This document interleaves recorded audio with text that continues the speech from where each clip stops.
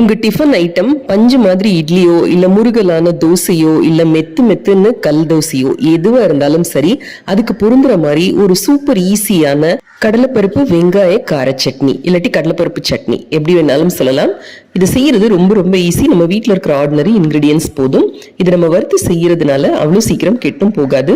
நீங்க பேக் பண்றதுக்கும் டிராவலுக்கும் யூஸ் பண்ணலாம். இதுக்கு 1 டீஸ்பூன் அளவுக்கு எண்ணெயை காய வச்சுக்கோங்க. ஒரு சிட்டிகை அளவுக்கு கடுகு சேர்த்துக்கோங்க. 2 டேபிள் ஸ்பூன் அளவு கடலைப்பருப்பு, ஒரு சின்ன துண்டு பெருங்காயம் போட்டு நல்ல பொன்னிறமான உடனே 4 இல்ல 5 பச்சை மிளகாய் சின்ன சின்ன துண்டை நறுக்கி சேர்த்துக்கோங்க. 1 நிமிஷம் நல்லா வதக்கிட்டு இது கூட 2 பெரிய வெங்காயத்தை நறுக்கி சேர்த்துக்கோங்க. தேவையான அளவு உப்பும் சேர்த்து இந்த மாதிரி கண்ணாடி பதம் வந்த உடனே ஆஃப் பண்ணிடுங்க. அவ்வளவுதான். இதை நல்லா ஆற வச்சு ஒரு மிக்சிக்கு மாத்தி கூட ஒரு 1/4 கப் அளவுக்கு தண்ணி சேர்த்துட்டு ஒரு சின்ன துண்டு புளி சேர்த்து நல்லா அரைச்சு எடுத்துக்கோங்க. இப்போ இதுக்கு நம்ம ஒரு தாளிப்பு கொடுத்துடலாம். அதே எண்ணெய் சட்டியில 1 டீஸ்பூன் அளவுக்கு எண்ணெய் சேர்த்துக்கோங்க. இதுல கடுகுளுத்தம் பருப்பு 1/2 டீஸ்பூன் சேர்த்துக்கோங்க. 1/4 டீஸ்பூன் அளவுக்கு எள்ளு, ஒரே ஒரு சிகப்பு மிளகாய், 4-5 கருவேப்பிலையை நறுக்கி சேர்த்து இதோட சேர்த்துட்டீங்கன்னா அவ்வளவுதான், நம்மளோட அட்டகாசமான கடலைப்பருப்பு வெங்காய கார சட்னி தயார். ட்ரை பண்ணி பார்த்துட்டு சொல்லுங்க.